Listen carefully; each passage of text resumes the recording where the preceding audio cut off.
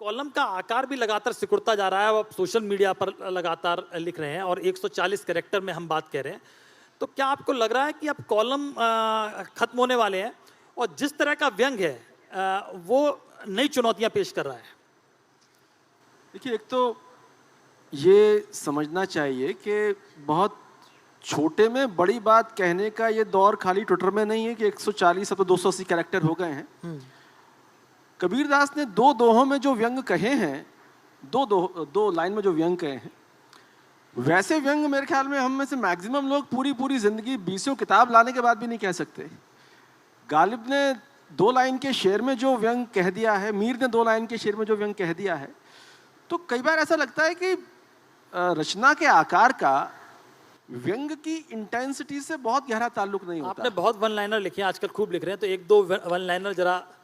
नहीं, मैंने आज ही सुबह वन लाइन लिखा था कि अब फेयर एंड लवली क्रीम को चेहरे को गोरा बनाने की क्रीम के बजाय चेहरे पे मास्क लगाने का इंतजाम शुरू कर देना चाहिए, क्योंकि दिल्ली में अब चेहरा दिखाना किसको है। स्मॉग को लेके आप देखें कि पिछले 15 दिन से आप ही साक्षी इन सारी चीजों के, कि दिल्ली में हर दूसरा आदमी आपको चेहरे पे इस कदर मास्क लगाए हुए घूम रहा है, इस कदर मास्कमय हो गई दिल्ली कि हर शरीफ आदमी तक की अब ये इच्छा होने लगी है कि जब मास्क लगा के घूमना है तो एक आध जेब कटी हुई छड़ा खानी हम भी कर लें।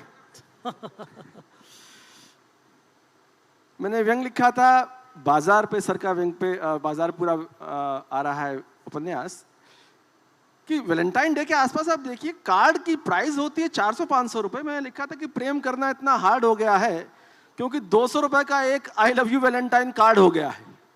सही बात है। तो कुल मिला के आप देखें कि आपके आसपास जो कुछ चल रहा है, अब मूल सवाल ये था आपका कि क्या ट्विटर पे आके या फेसबुक पे आके, देखिए अगर ट्विटर पॉपुलर है तो ऐसा नहीं कि उपन्यास कम हो गए हैं। अमेरिका हमसे बहुत आगे है, लेकिन उपन्यास भी बिक रहे हैं वहाँ, वन लाइनर भी बिक रहे हैं वहाँ। आपकी जैसी इच्छा हो, T20 से लेके 1 डे से लेके 5 डेज, तीनों फॉर्मेट अवेलेबल हैं। आपकी क्षमता है तो तीनों में खेलिए, आपकी क्षमता है ट्विटर में खेलिए, आपकी क्षमता हो कॉलम में खेलिए। कॉलम का विरोध आमतौर पे वे रचनाकार ज्यादा करते हैं जिनके कॉलम अखबारों में छपते नहीं हैं। मैंने एक व्यंग लाइन लिखी थी कि परिवार नियोजन के सबसे ज्यादा सबसे अच्छे फायदे पूछने हैं तो किसी नपुंसक से पूछिए, किसी संतानहीन से पूछिए, वो आपको विस्तार से बताएगा।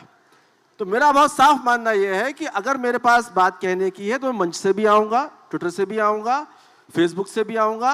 अगर मेरी बात में दम होगी तो ट्विटर से भी पहुंचेगी, और बात में दम नहीं होगी तो किताब से भी नहीं पहुंचेगी। आपका एक वन लाइनर मुझे भी याद आ रहा है कि जब खिचड़ी पर बहस चल रही थी कि खिचड़ी मूलतः मनमोहन सिंह का आइडिया है, उन्होंने सबसे ज्यादा खिचड़ी सरकार चलाई है।